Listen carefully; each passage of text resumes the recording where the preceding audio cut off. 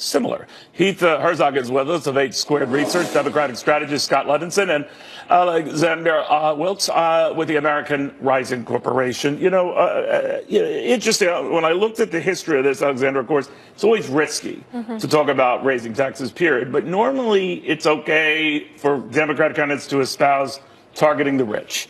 To be fair to the senator, what he's saying is, no, more than the rich, but everyone will benefit by expanding that pool. I will give Bernie Sanders credit for honesty, because a lot of these Democratic candidates are talking about these big ticket spending items, and they're just saying, oh, we'll just tax the rich more to pay for it, when in fact you can't tax the rich enough to pay for these items. So what Bernie Sanders is saying is that now we're going to bring those taxes down to the middle class, and according to a recent study, it's going to be about $20,000 more a family if you want to pay for Medicare for all, if you want to pay for free college tuition.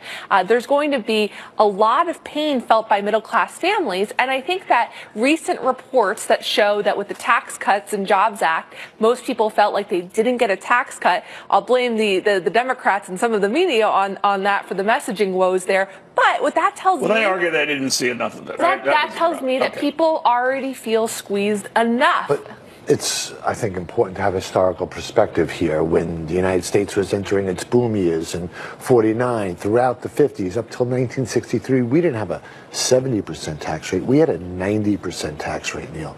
So But he's, again, going beyond just upper income rates. But right? We're talking about a year when Honeywell, when JetBlue, when Netflix, when Amazon, when General Motors paid no federal taxes.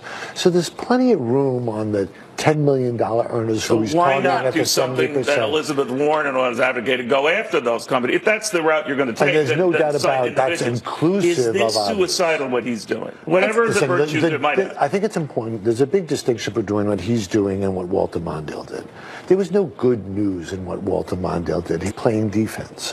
What Bernie's doing is aspirational. Where's the good news on that? I'm sorry. I mean, healthcare for all. Most people who can't afford their own would suggest that healthcare and providing healthcare to Americans is good. But wait a minute, 150 million Americans, just to be clear, I know you want to finish it, but to be clear, 150 million Americans have private health insurance, and whatever they complain about certain aspects of that, they like it, they don't like it, and they don't want to jettison for something that might be a risk. But I don't think there's one American who could tell you the true value added to healthcare delivery that insurance companies are giving us. Yeah, so but if you have it and you don't want to drop it, right? Have you, if any, I can listen, being a small business owner, I can tell you that having this universal health care and having to in the past pay for that, accommodate for that according to what we had with Obamacare, having to accommodate for that as a small business owner, it was a massive impact on me. That's why we need to get rid of the insurance companies. I could not hire people. You get rid of the insurance companies, you also get rid of the health care that they provide. I understand where you're coming from. They actually don't provide health care. People's choices. Well, they pay for, the instrumental role they have. People get a lot of their,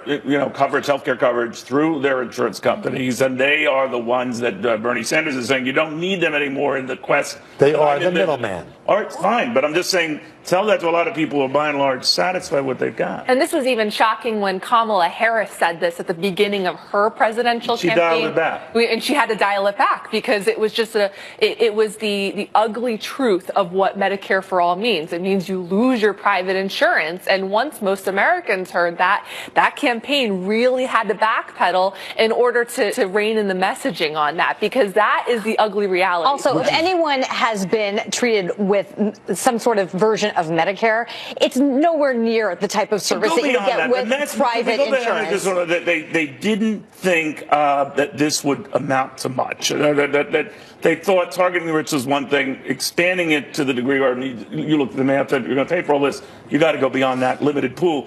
Do any of you worry that, and especially you're a prominent Democrat here, do you worry that some of the prominent candidates are kissing their chances goodbye?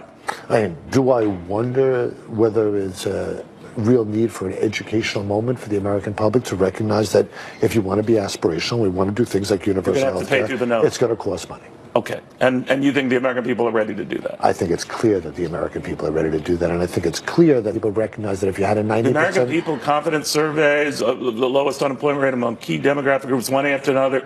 Do you think they're prepared to interrupt that right now? I think there are virtually no Americans who recognize that there was a 90% tax rate in our boom No, but years. that's not what I'm asking. Would they interrupt what they enjoy now, what you're envisioning? Oh, no, I think they would for something better. I would have to argue against that. That they wouldn't pay more for something better? They would definitely not pay something more for something, and this wouldn't necessarily be anything better. I mean, we're talking about, I don't know which Americans you're talking about that would want to pay for this kind of better health care. Well, to your point, Neil, what you're saying is that this is going to cause a great economic disruption, and it will. And I think what the president has going for him coming into 2020 is that the economy is doing so well. So when we're talking about disrupting a major sector of the economy ahead of a presidential election where the economy is doing well, they're going to say, he's talking about dislocation. I understand what Scott is getting into, but you're jumping the shark here a little bit. Then to go to the degree he is recommending, you usually do that in the middle of some economic crisis. I do think it's important for leaders to be aspirational, and when every other Western nation has figured out universal health. But America doesn't aspire to other nations. We don't need to aspire to other nations. We're America. I want to thank you. We've got a lot of news here.